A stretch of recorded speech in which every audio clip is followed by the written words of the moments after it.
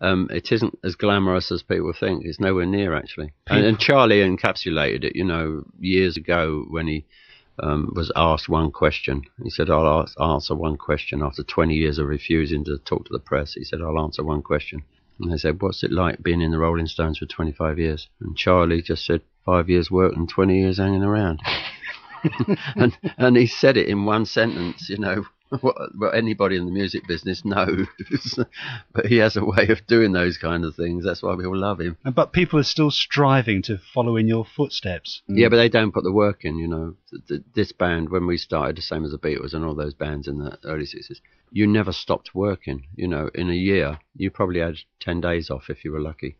You worked every night. And you were up and down the country and you were abroad, and it was like that continuously. Sometimes you didn't get any sleep overnight. Sometimes you drove from Norfolk to Aberystwyth in Wales overnight, and then did the gig and then went straight from there up to Birmingham or somewhere, or Manchester or something, to do a TV show next morning, without sleep, without food, and breaking down without fuel outside of Hereford and places like that, because there weren't all those many sort of garages on the motorways in those days. Well, there weren't that many motorways, actually. No. And it was horrendous, So when I hear about bands of today, like they got an 8-gig tour of America or something, and after 3 gigs, they're all tired and they come home. So these bands of the 60s used to really, really break, do that apprenticeship and really work their butts off, to achieve what they did. Which bands did you admire most back in,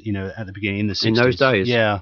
Hollies we were always very friendly with. We met them the very first time we played outside of London, out of the clubs. We went up to Middlesbrough and played at this club up there.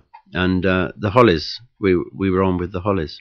And they were a bit scared of us and we were a bit scared of them, because they'd had hits and they'd heard about us down south. And they didn't know what to expect, and when they saw us, they had a bit of a fit, as everybody did, and thought, a load of thugs or something.